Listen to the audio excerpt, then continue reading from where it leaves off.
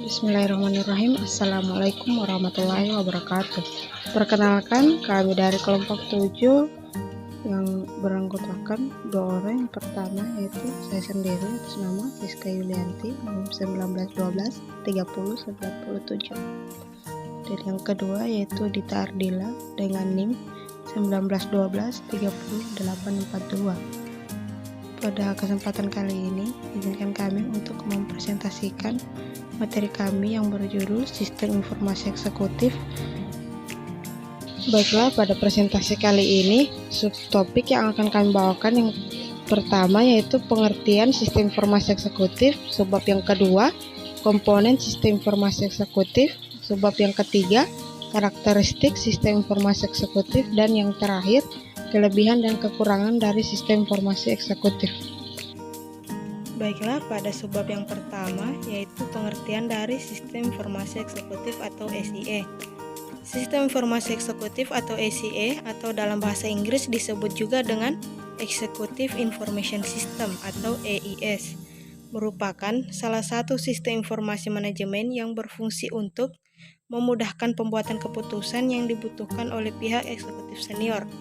Kemudian, sistem ini juga memberikan berbagai kemudahan dan akses informasi, baik dari dalam maupun luar yang masih relevan dan tujuan atau objektif sebuah perusahaan.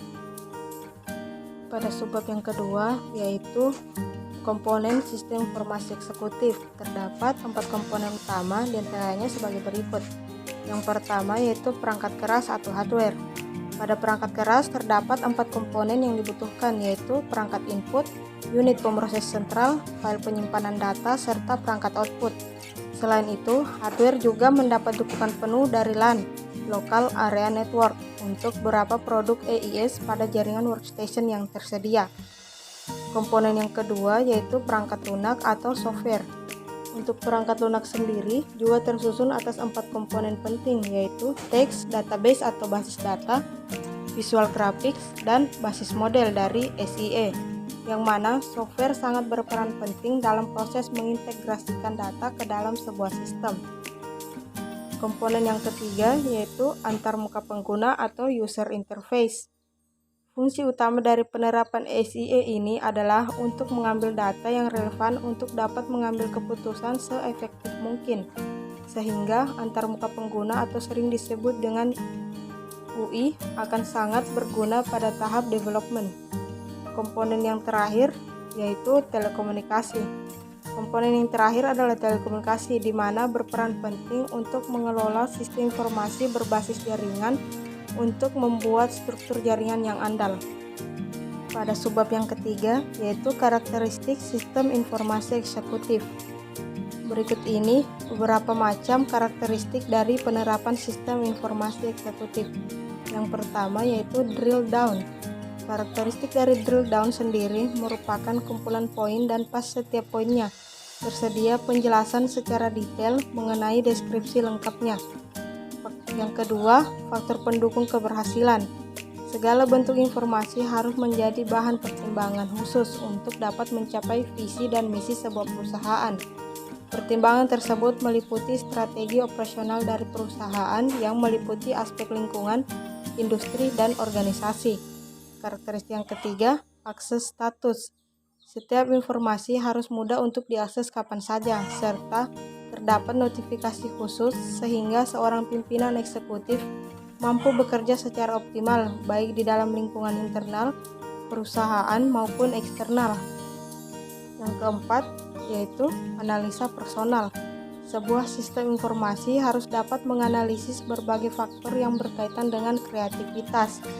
Pimpinan eksekutif harus dapat menentukan prioritas kebutuhan berkaitan dengan pengelolaan basis data dan aplikasi pemrograman yang akan dikembangkan dalam bentuk luaran berupa produk perangkat lunak. Baiklah, kita lanjut ke komunikasi.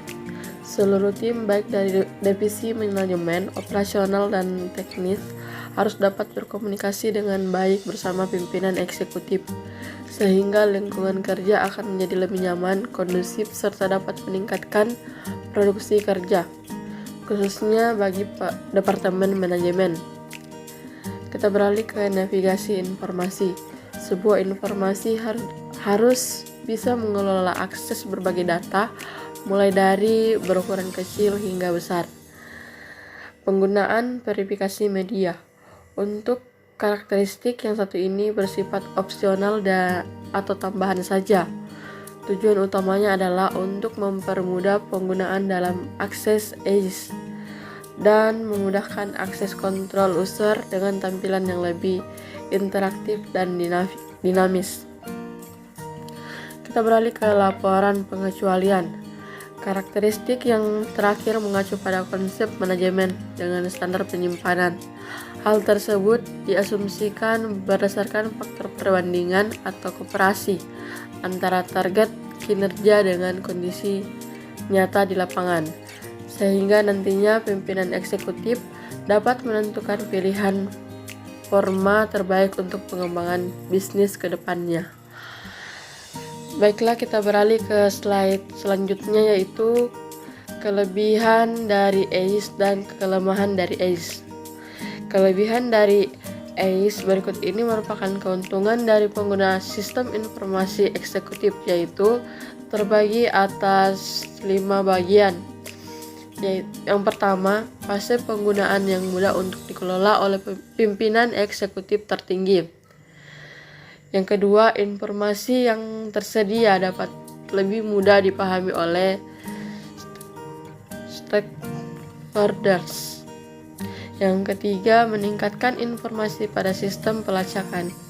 Yang keempat, penerapan ACE menawarkan tingkat efisien untuk mengambil keputusan yang tepat. Yang terakhir, sistem ini menyediakan pengiriman informasi tepat waktu sehingga tim manajemen dapat menentukan pengambilan keputusan secara secepat mungkin. Kita beralih ke kelemahannya. Terbagi atas 4 bagian. Yang pertama, sangat bergantung dengan dukungan sistem. Yang kedua, informasi dapat sangat berlebihan untuk beberapa pimpinan eksekutif. Yang ketiga, memiliki biaya operasional yang cukup tinggi. Yang keempat, sistem dapat menjadi lebih lambat dikarenakan terdapat penambahan fitur yang kompleks sehingga menyebabkan aplikasi sulit dikelola. Baiklah, itu yang bisa saya sampaikan, yang bisa saya jelaskan. Wassalamualaikum warahmatullahi wabarakatuh. Baiklah, mungkin itu saja presentasi dari kelompok kami. Lebih dan kurangnya mohon dimaafkan. Wabillahi taufiq wal hidayah. Wassalamualaikum warahmatullahi wabarakatuh.